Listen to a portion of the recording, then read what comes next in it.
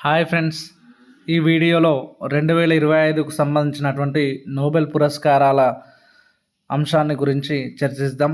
అయితే నోబెల్ పురస్కారాలు ఎందుకు ఇస్తారంటే మానవాళికి గొప్ప ప్రయోజనం కలిగించే ఆవిష్కరణలు చేసిన వ్యక్తులకు మరియు అదేవిధంగా మానవాళి ప్రయోజనాల కోసం కృషి చేసినటువంటి సంస్థలకు ప్రతి సంవత్సరం ఇచ్చేటువంటి అంతర్జాతీయ అవార్డే ఈ నోబెల్ బహుమతి.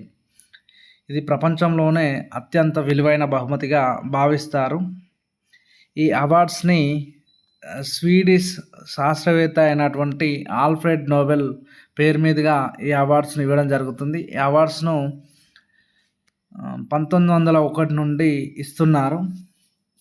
అయితే ఈ ఆల్ఫ్రెడ్ నోబెల్ అనే ఎవరు అంటే ఇతడు ఒక రసాయన శాస్త్రవేత్త, అదేవిధంగా వ్యాపారవేత్త. ఇతడు డైనమైట్ అనే పేలుడు పదార్థాన్ని కనుగొన్నాడు. ఇతడు 1895లో తన పేరు మీదుగా నోబెల్ ప్రైజ్లు ఇవ్వాలని చెప్పి ఒక వీలునామాను కూడా రాయడం జరిగింది. దానికి గుర్తుగానే 1901 నుండి ఈ బహుమతులను అయితే ప్రకటించడం జరుగుతుంది. ప్రతి సంవత్సరం కూడా ఈ నోబెల్ ప్రైజ్ విన్నర్స్ని అక్టోబర్లో ప్రకటిస్తారు. వారికి అవార్డును అయితే డిసెంబర్ 10 నాడు ప్రదానం చేస్తారు. అక్టోబర్లో ఎందుకు ప్రకటిస్తారంటే ఆల్ఫ్రెడ్ నోబెల్ అక్టోబర్ 15 నాడు 1833లో జన్మించడం జరిగింది. అదేవిధంగా డిసెంబర్ 10 నాడు వీటిని ప్రదానం ఎందుకు చేస్తారంటే ఆ రోజు ఆల్ఫ్రెడ్ నోబెల్ గారు మరణించడం జరిగింది. ఇతను డిసెంబర్ 10, 1896లోనైతే మరణించడం జరిగింది. ఇతను మరణించిన 5 సంవత్సరాల తర్వాత ఈ నోబెల్ బహుమతులు అయితే ఇస్తున్నారు. అంటే 1901 నుండి ఈ నోబెల్ బహుమతులు ఇస్తున్నారు. ఈ నోబెల్ బహుమతులను ఎన్ని రంగాలలో ఇస్తారంటే 6 రంగాలలో ఇస్తారు. అవి 1 భౌతిక శాస్త్రం, 2 వైద్యం, 3 రసాయన శాస్త్రం, 4 సాహిత్యం, 5 శాంతి, 6 ఆర్థిక శాస్త్రం. అయితే మొదటి 5 కూడా 1901 నుండి ఇస్తుండగా ఈ 6వ పురస్కారమైనటువంటి ఆర్థిక శాస్త్ర రంగంలో పురస్కారాన్ని 1968 నుండి ఇవ్వడం జరుగుతుంది. ఇది గుర్తుపెట్టుకోవాలి. ఈ మొదటి 5ను కూడా రాయల్ స్వీడిష్ అకాడమీ ఇస్తుండగా ఈ యొక్క 6వ బహుమతి స్వీడన్ కేంద్ర బ్యాంక్ అయినటువంటి రిక్స్ బ్యాంక్ అనేది ఈ అర్థశాస్త్రంలో బహుమతులను అయితే ఇవ్వడం జరుగుతుంది. అదేవిధంగా ఈ శాంతి బహుమతి గురించి గమనిస్తే ఇది నార్వేజియన్ పార్లమెంటు ఇస్తుంది. ఈ మిగతా అన్ని స్వీడన్ ఇస్తే ఇది ఒకటి మాత్రం నార్వేజియన్ గవర్నమెంట్ ఇస్తుంది. నార్వే గవర్నమెంట్ గుర్తుపెట్టుకోవాలి. అదేవిధంగా మరి ఈ నోబెల్ ప్రైజు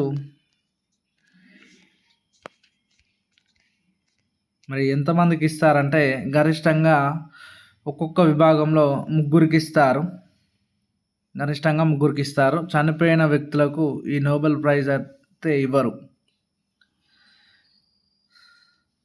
అయితే ఈ నోబెల్ ప్రైజ్ బంగారు పూత పూసినటువంటి 24 క్యారెట్ల బంగారు పథకం, డిప్లొమా మరియు నగదు బహుమతి కూడా ఇస్తారు. ఈ నగదు బహుమతి 11 మిలియన్ల స్వీడిష్ కరెన్సీని క్రోనార్ అంటారు. స్వీడిష్ క్రోనార్ ఇస్తారు. ఇది భారతీయ కరెన్సీ ఎంత ఉంటుందంటే సుమారు 10,36,00,000 విలువ ఉంటుంది. ఇది ఒక్కొక్క నోబెల్ ప్రైజ్ విలువ.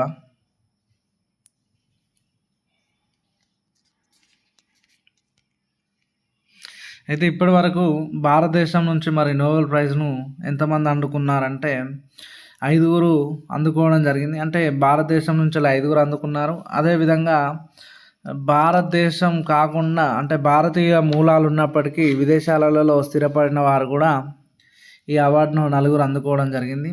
అయితే మొట్టమొదటిసారిగా ఈ రవీంద్రనాథ్ ఠాగూర్ గారు 1913లో సాహిత్యం విభాగంలో ఈ అవార్డును నోబెల్ ప్రైజ్ని అయితే అందుకోవడం జరిగింది. ఈ అవార్డు అందుకున్న తొలి ఆసియా వ్యక్తి మరియు తొలి భారతీయుడుగా రవీంద్రనాథ్ ఠాగూర్ అయితే నిలవడం జరిగింది. ఆ తర్వాత 1930లో భౌతిక శాస్త్రంలో సివి రామన్ ఎఫెక్ట్ గాను ఈ నోబెల్ ప్రైజ్ను పొందడం జరిగింది. అదేవిధంగా 1979లో మదర్ తెరిసా గారు శాంతి నోబెల్ ప్రైజ్ శాంతి విభాగంలో పొందడం జరిగింది. అదేవిధంగా ఆర్థిక శాస్త్రంలో అమర్త్య సేన్ 1998లో ఈ అవార్డును పొందడం జరిగింది. అదేవిధంగా కైలాస్ సత్యార్థి గారు 2014లో శాంతి అనే విభాగంలో పురస్కారం పొందడం జరిగింది. ఈ విభాగంలో ఇతను రెండవ వ్యక్తి. మొదటిగా మదర్ తెరిసా కాగా రెండవ వ్యక్తి కైలాస్ సత్యార్థి పొందడం జరిగింది. అదేవిధంగా మరి ఇండియా మూలాలు ఉన్నటువంటి వ్యక్తులు ఎవరైతే ఉన్నారో వారు కూడా పొందడం జరిగింది. 1968లో మెడిసిన్ విభాగంలో హరగోవింద్ ఖురానా గారు అవార్డును పొందడం జరిగింది. అదేవిధంగా ఫిజిక్స్లో 1983లో సుబ్రహ్మణ్య చంద్రశేఖరన్ కూడా ఈ నోబెల్ ప్రైజ్ను భౌతిక శాస్త్రం విభాగంలో పొందడం జరిగింది. ఇక 2009లో వెంకట్రామన్ రామకృష్ణన్ రసాయన శాస్త్ర విభాగంలో పొందడం జరిగింది. అదేవిధంగా 2019లో ఎకనామిక్స్లో అభిజిత్ బెనర్జీ గారు ఈ అవార్డును పొందడం జరిగింది. వీరి మూలాలు భారతదేశంలో ఉన్నప్పటికీ వీరు విదేశాలలో స్థిరపడడం ద్వారా మన భారతీయులుగా లేరన్నట్టు. భారతదేశం తరపున కాకుండా విదేశాల తరపున తీసుకోవడం జరిగింది. అదేవిధంగా మరి నోబెల్ ప్రైజు ఇప్పటి వరకు ఒకటి కంటే రెండు సార్లు పొందినవారు, అంటే ఒకటి కంటే ఎక్కువ సార్లు పొందినవారు కేవలం 5 మాత్రమే ఉన్నారు. వారిలో ఒకరు మేరీ క్యూరీ. మేరీ క్యూరీ గారు మనకు ఫిజిక్స్లో 1903లో ఫిజిక్స్లో అందుకోగా 1911లో కెమిస్ట్రీలో, అంటే 2 విభాగాలలో కూడా ఈమె అందుకోవడం జరిగింది నోబెల్ ప్రైజ్ను. అదేవిధంగా రెండో వ్యక్తి ఎవరంటే లీనస్ పాలింగ్ అనే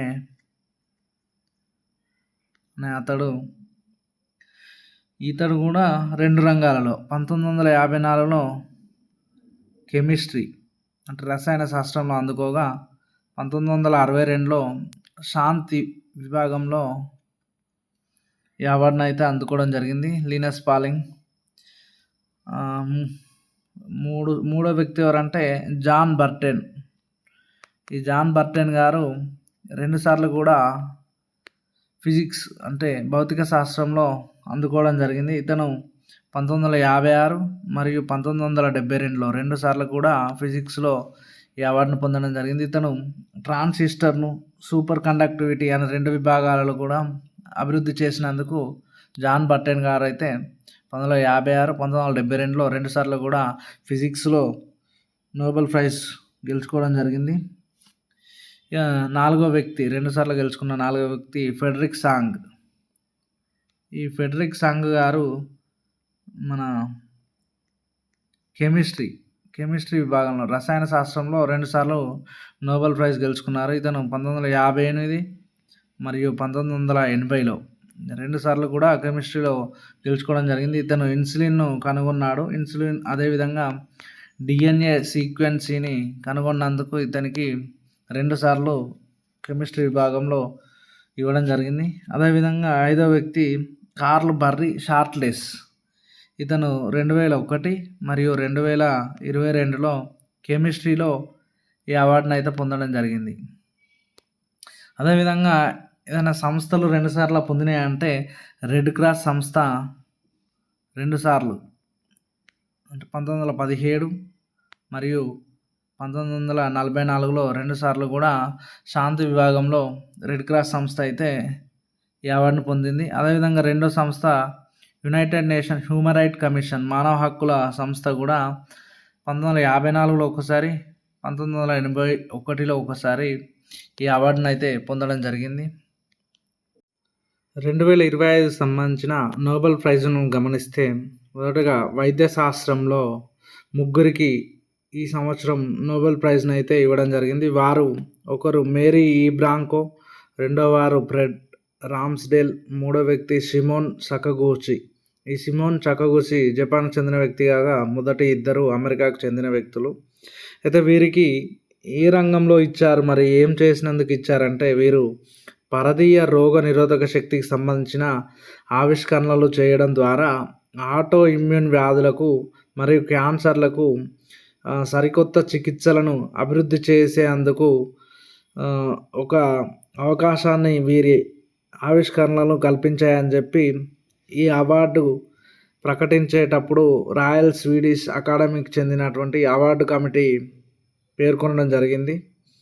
అయితే ఇక్కడ మనం మొదటగా గమనిస్తే ఆటో ఇమ్యూన్ వ్యాధులు అంటే మనకు బాడీలో రోగనిరోధక శక్తి ఉంటుంది. ఈ రోగనిరోధక శక్తి మనకు బయట నుంచి వచ్చే వైరస్ ద్వారా, బ్యాక్టీరియా ద్వారా వచ్చేటువంటి వ్యాధులను, మనకు వ్యాధులు రాకుండా నిరోధించే వ్యవస్థ ఉంటుంది. దాన్ని రోగనిరోధక శక్తి అంటారు.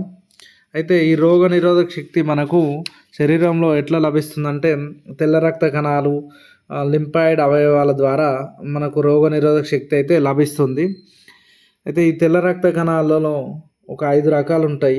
బేసోఫిల్స్, ఎసిడోఫిల్స్, న్యూట్రోఫిల్స్ మరియు మోనోసైట్స్, లింఫోసైట్స్ అని 5 రకాలుగా ఉండడం జరుగుతుంది. అయితే ఈ లింఫోసైట్స్లో మనకు టీ రకం అంటే టీ సెల్స్ అనేటివి ఉంటాయి. ఈ టీ సెల్స్ మనకు ముఖ్యంగా అన్ని శరీరంలోకి ప్రవేశించేటువంటి వైరస్లపై దాడి చేసి మనకు ఇమ్యూనిటీ వ్యవస్థను యాక్టివేట్ చేస్తుంది. ఈ టీ సెల్స్ కానీ బి లింఫోసైట్స్, టీ లింఫోసైట్స్ అని ఇవి ఉంటాయి. అదేవిధంగా ఇప్పుడు మనకు ఈ తెల్ల రక్త ఆటో ఇమ్యూనిటీ వ్యవస్థ అంటే ఈ మన వ్యవస్థను కాపాడే మన బాడీలో ఉండే రోగనిరోధక శక్తి బాడీలో రోగం రాకుండా నిరోధించడానికి బదులు మన బాడీలో ఉన్నటువంటి కణాలను చంపివేసి రోగనిరోధక శక్తిని తగ్గించే అటువంటి వ్యవస్థనే ఆటో ఇమ్యూన్ వ్యాధులు అంటారు. అయితే ఇవి మనం దీనికి ఎగ్జాంపుల్ గమనిస్తే ఈ ఆటో ఇమ్యూన్ వ్యాధులు ఎలా వస్తాయంటే మనకు ఒకటి జన్యు కారణాలు, అంటే డిఎన్ఏలో ప్రత్యేక జన్యువులు ఉంటే వాటి ద్వారా మనకు ఈ యొక్క ఆటో ఇమ్యూన్ వ్యాధులు వస్తాయి. అదేవిధంగా పర్యావరణ కారణాలు, మనం నివసించే ప్రాంతాలలో ఉన్నటువంటి అక్కడ ఎన్విరాన్మెంటు, దాన్ని బట్టి మనకు వ్యాధులు వస్తాయి. అయితే మనం ఈ ఆటో ఇమ్యూన్ వ్యాధులను గమనిస్తే మనకు రూమటాయిడ్ ఆర్థరైటిస్ అంటే వెముకలలో వస్తాయి. అదేవిధంగా మధుమేహం, టైప్ 1 డయాబెటీస్ అంటారు, ఇది కూడా మనకు ఆటో ఇమ్యూన్ వ్యాధి. ఇంకొకటి ఇంకా మల్టిపుల్ స్క్లెరోసిస్ అని, ఇది నర్వస్ సిస్టంపై కలిగిస్తుంది, నాడి కండరాల బలహీనతకు సంబంధించింది. ఇంకా థైరాక్సిన్ గ్రంథికి సంబంధించిన వ్యాధులు, ఇవన్నీ కూడా ఆటో ఇమ్యూన్ వ్యాధులు. ఇవి ఎందుకు వస్తున్నాయి అనేటివి మనకు సాధారణంగా ఎలాంటి కారణాలు ఉండవు, వీటికి సంబంధించిన చికిత్స కూడా లేదు. అయితే వీళ్ళు కనుగొన్నటువంటి ఈ ఆవిష్కరణ ద్వారా వీటికి మనం వైద్య చికిత్స అందించవచ్చని ఈ నోబెల్ ప్రైజ్ ప్రకటించేటప్పుడు ఈ కమిటీ అయితే పేర్కొనడం జరిగింది. అయితే వీళ్ళు ఏం కనుక్కున్నారని మనం గమనిస్తే ఒకటి టీరెగ్స్ అంటే రెగ్యులేటరీ టీ సెల్స్ అనేటివి మనకు ఈ సకగూచి అంటే ఈ జపాన్కి చెందినటువంటి శాస్త్రవేత్త 1995లో వీటిని ఆవిష్కరించడం జరిగింది. అదేవిధంగా ఇవి టీ సెల్స్లో ఉంటాయట. టీరెగ్స్ రెగ్యులేటరీ టీ సెల్స్ అనేటివి టీ సెల్స్ని నియంత్రిస్తాయట. అదేవిధంగా PAX-P3 జన్యువును ఈ మేరీ ఈ బ్రాంకో మరియు ఫ్రెడ్ రామ్స్డెల్ అనే వ్యక్తులు ఈ యొక్క PAX-P3 అనే జన్యువులో ఒక ఉత్పరివర్తనం అనేది ఉంటుందంట, దాన్ని వీరు కనుగొన్నారని చెప్పడం జరిగింది. ఈ రెండు టీరెగ్స్ మరియు PAX-P3 జన్యువు వీటి ద్వారా ఒక ఆవిష్కరణలు అయితే వీళ్ళు చేయడం జరిగింది. ఈ టీరెగ్స్ అంటే T cells, regulatory T cells యొక్క అభివృద్ధిని ఈ PAX-P3 జన్యువు నియంత్రిస్తున్నట్లు పేర్కొనడం జరిగింది. ఈ టీరెగ్స్ అనేటివి మనకు బాడీలో రక్షణ వ్యవస్థగా ఉంటాయి. వీటి అభివృద్ధిని ఈ PAX-P3 జన్యువు మనకు నియంత్రిస్తున్నట్లయితే వీరి ఆవిష్కరణల ద్వారా తెలపడం జరిగింది. ఇదే వీరు కనుగొన్న ఆవిష్కరణ. దీన్ని నియంత్రించి PAX-P3 జన్యువును నియంత్రించినట్టయితే ఈ ఆటో ఇమ్యూన్ వ్యాధులను నియంత్రించవచ్చని చెప్పి వీరి ప్రయోగాల ద్వారా వీరు నిరూపించినారని మనకు వీళ్ళు తెలపడం జరిగింది. అదేవిధంగా మరొక అంశాన్ని గమనిస్తే భౌతిక శాస్త్రంలో కూడా ఈ 2025లో ముగ్గురికి ఈ యొక్క అవార్డును అయితే ఇవ్వడం జరిగింది. వారు ఎవరంటే ఒకటి జాన్ క్లార్క్, రెండో వ్యక్తి మిషెల్ డెబరెట్, మూడో వ్యక్తి జాన్ మార్టినిస్. వీళ్ళకు మరి ఏ రంగంలో వీరు చేసిన కృషికి గాను ఈ అవార్డు ఇచ్చారంటే సబ్ అటామిక్ క్వాంటమ్ టన్నెలింగ్ అనే ఒక వ్యవస్థను రూపొందించారు. తద్వారా మొబైల్ ఫోన్ల వినియోగం, సూపర్ కంప్యూటరింగ్ వంటి రంగాల అభివృద్ధికి వీరి పరిశోధనలు దోహదపడ్డాయని చెప్పి ఈ నోబెల్ కమిటీ అయితే ప్రకటించడం జరిగింది. మరి వీళ్ళు ఏం కనుక్కున్నారని గమనిస్తే జోసెఫ్సన్ జంక్షన్ అనే ఒక ఎలక్ట్రిక్ సర్క్యూట్ను వీళ్ళు రూపొందించడం జరిగింది. ఈ ఎలక్ట్రిక్ సర్క్యూట్లో రెండు ముక్కలు, ఒక ప్రత్యేక లోహానికి సంబంధించినటువంటి రెండు ముక్కలు ఉంటాయి అన్నట్టు. వీటి మధ్యలో ఒక విద్యుత్ బంధకం అంటే ఇన్సులేటర్, ఇవి రెండు కండక్టర్లు అయితే ఇక్కడ ఇది ఇన్సులేటర్ ఉంటుంది. వీటి మధ్య విద్యుత్ ప్రవాహం అనేది ఉండదు మామూలుగానైతే. కానీ వీళ్ళు కనుక్కున్న జోసెఫ్సన్ జంక్షన్ ద్వారా ఈ యొక్క విద్యుత్ అనేది ఈ ఇన్సులేటర్ను తట్టుకొని వెళ్తుంది. దీన్నే క్వాంటమ్ టన్నలింగ్ అని చెప్పి వీళ్ళు పేర్కొనడం జరిగింది. ఈ క్వాంటమ్ టన్నలింగ్ అనే వ్యవస్థను వీరు కనుగొనడం జరిగింది. తద్వారా సూపర్ కంప్యూటర్లు, ఈ డిజిటల్ కమ్యూనికేషన్ వ్యవస్థ అభివృద్ధి చెందడానికి వీరి ఆవిష్కరణలు దోహదం చేశాయని చెప్పి మనకు ఈ నోబెల్ కమిటీ అయితే ప్రకటించడం జరిగింది. ఇంకా మూడో అవార్డు రసాయన శాస్త్రంలో ముగ్గురికి ఇచ్చారు. 2025 సంబంధించి రసాయన శాస్త్రంలో కూడా ముగ్గురికి ఇవ్వడం జరిగింది. వారు సేసిమ్ కిటగావా, ఇతను జపాన్కు చెందిన వ్యక్తి కాగా, రిచర్డ్ రబ్సన్ ఆస్ట్రేలియాకు చెందిన వ్యక్తి, ఓమర్ ఎం యాగి అమెరికాకు చెందిన వ్యక్తి. మరి వీరికి రసాయన శాస్త్రంలో మరి దేనికి కానీ ఇచ్చారంటే వీరు మెటల్ ఆర్గానిక్ ఫ్రేమ్వర్క్ అనే ఒక లోహ కార్బన నిర్మాణాన్ని సృష్టించారు. దానికి గాను వీరికి 2025లో రసాయన శాస్త్ర విభాగంలో వీరికైతే నోబెల్ ప్రైజ్ను ఇవ్వడం జరిగింది. అయితే ఈ మెటల్ ఆర్గానిక్ ఫ్రేమ్వర్క్ ద్వారా పలు రసాయన చర్యలకు ఇది ఉత్ప్రేరకంగా పనిచేస్తుందని, అదేవిధంగా విషపూరిత వాయువులను కూడా ఇది నిల్వ చేసుకుంటుందని చెప్పి ఈ సందర్భంగా మనకు ఈ యొక్క నోబెల్ కమిటీ అయితే పేర్కొనడం జరిగింది. ఇది ఏంది అసలు ఈ మెటల్ ఆర్గానిక్ ఫ్రేమ్వర్క్ గమనిస్తే ఇది ఎడారుల్లోని పొడుగాలి నుండి తేమను లేదా నీటిని ఉత్పత్తి చేయడం, అదేవిధంగా వాతావరణంలోని కార్బన్ డయాక్సైడ్ను గ్రహించడం వంటి కీలకమైన ప్రక్రియలకు అవసరమైన దానికి ఈ మెటల్ ఆర్గానిక్ ఫ్రేమ్వర్క్ ఉపయోగపడుతుందని చెప్పి చెప్పడం జరిగింది. దీని ద్వారా పర్యావరణానికి కూడా మేలు జరుగుతుందని, గ్రీన్ హౌస్ గ్యాస్ని కూడా శోషించుకుంటుందని, అదేవిధంగా వాయువులను నిల్వ చేసుకుంటుందని చెప్పి ఈ యొక్క నిర్మాణాన్ని గురించి ఈ నోబెల్ అకాడమీ చెందినటువంటి నోబెల్ కమిటీ పేర్కొనడం జరిగింది.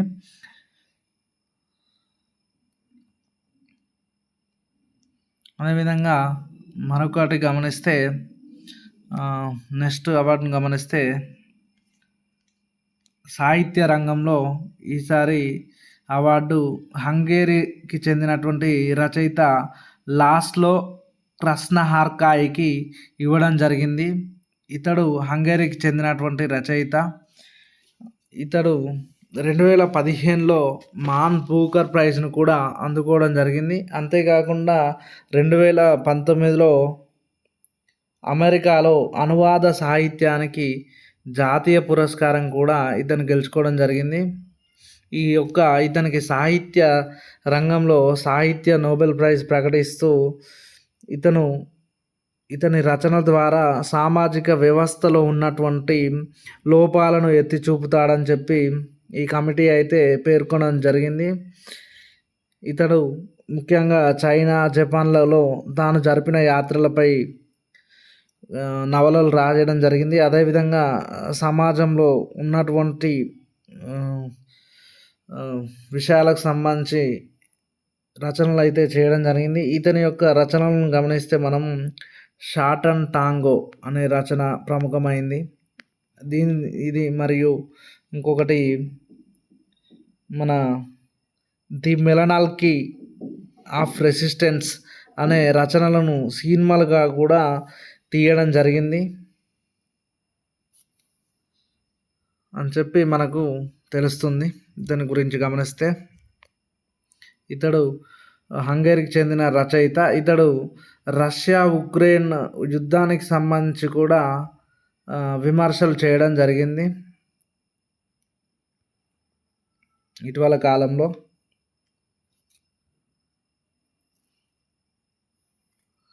సో ఇవన్నీ మనం గుర్తుపెట్టుకోవాలి. ఇతడు సాహిత్య రంగంలో అవార్డు పొందిన వ్యక్తి ఎవరంటే లాస్లో క్రస్నహర్కాయి, హంగేరీకి చెందిన వ్యక్తి అని గుర్తుపెట్టుకోవాలి. మరొక అవార్డును గమనిస్తే శాంతి బహుమతి. ఈ శాంతి బహుమతిని 2025కి సంబంధించి వెనిజులాకు చెందినటువంటి మారియా కొరినా మచాదో అనే మహిళకు ఇవ్వడం జరిగింది. ఈమె రాజకీయ పార్టీని కూడా స్థాపించడం జరిగింది. వెనిజులా అనే ఒక రాజకీయ పార్టీని కూడా ఈమె 2012లో స్థాపించడం జరిగింది. ఈమె 2010లో జాతీయ అసెంబ్లీకి పోటీ చేసి గెలుపొందడం కూడా జరిగింది. ఈమె వెనిజులా అధ్యక్షుడైనటువంటి నికోలస్ మదురోకు వ్యతిరేకంగా పోరాటం జరుగుతుంది. అక్కడ వెనిజులా దేశంలో వెనిజులా అనేది సౌత్ అమెరికా ఖండంలో ఉన్నటువంటి ఒక దేశం. ఈ దేశంలో నిరంకుశ పాలన జరుగుతుందని చెప్పి ప్రజాస్వామ్యయుతంగా పరిపాలన జరగాలని చెప్పి అధ్యక్షునికి వ్యతిరేకంగా ఈమె పోరాటం కొనసాగించడం జరుగుతుంది. 2024లో కూడా ఈమె అధ్యక్ష ఎన్నికలకు పోటీ చేయడానికి ప్రతిపక్షాలు అయితే ఈమెను ఎన్నుకోవడం జరిగింది. ఈమె చేస్తున్నటువంటి కృషికి గాను 2024లో ఐరోపా యూనియన్ మానవ హక్కుల పురస్కారం అయినటువంటి సకరోవ్ ప్రైజ్ను కూడా ఈమెకు ప్రదానం చేయడం జరిగింది. ఈ మారియా కొరినా మచాదో అనే ఆమెకు ఇవ్వడం జరిగింది. ఈమె మొత్తంగా నోబెల్ శాంతి బహుమతి గెలుచుకున్నటువంటి మహిళలలో 20వ మహిళగా ఈమెను పేర్కొనవచ్చు. ఇంతకుముందు 19 మంది మహిళలు శాంతి బహుమతిని గెలుచుకోవడం జరిగింది. ఈమె 20వ మహిళ, గుర్తుపెట్టుకోవాలి.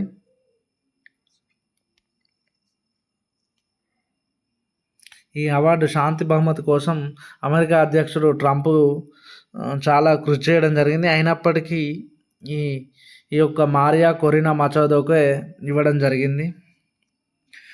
మరొక అవార్డును గమనిస్తే చివరి అవార్డు ఎకనామిక్స్లో.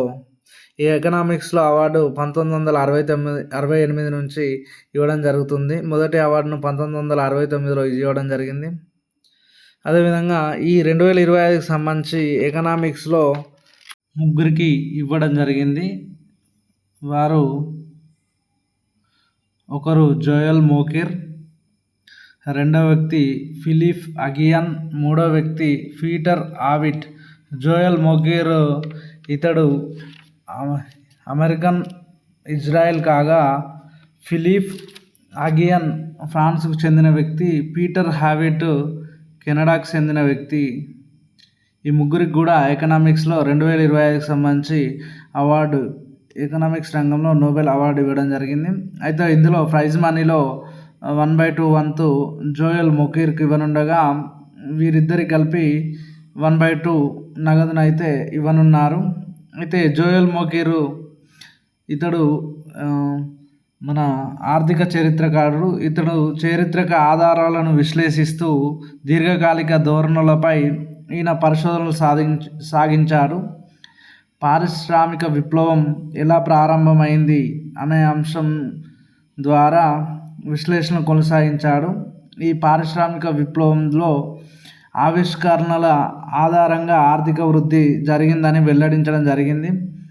అదేవిధంగా ఫిలిప్ అగియాన్ పీటర్ హ్యావిట్లు సృజనాత్మక విధ్వంసం అనే ఒక అంశాన్ని తీసుకొని నిరంతర వృద్ధి ఎలా జరుగుతుందో వివరించడం జరిగింది. అయితే వీరు కొత్త ఆవిష్కరణల ద్వారా మార్కెట్లో పాత సాంకేతికతలను పక్కకు పెట్టడం ద్వారా కొత్త పరిశ్రమలు కొత్త ఉత్పత్తులు వస్తాయని వెల్లడించడం జరిగింది. వీరి యొక్క పరిశోధనలో వీరు గణిత శాస్త్రంపై ఆధారపడడం జరిగింది. ఈ సృజనాత్మక విధ్వంసం అనేది భవిష్యత్తులో ఆర్థిక అభివృద్ధికి ఏ విధంగా తోడ్పడుతుంది అనే అంశాలను కూడా వీరు వివరించడం జరిగింది. సాంకేతికత పురోగతి చెందడం ద్వారా స్థిరమైన వృద్ధి లభిస్తుంది, సుస్థిరమైన వృద్ధి ఏర్పడుతుందని చెప్పి వీరు గుర్తించడం జరిగింది. వీరి యొక్క పరిశోధనలకు గాను వీరికి ఈ అవార్డ్స్ని ప్రకటించినట్టు నోబెల్ కమిటీ అయితే పేర్కొనడం జరిగింది. అయితే ఈ నోబెల్ కమిటీకి చైర్మన్గా ఎవరున్నారంటే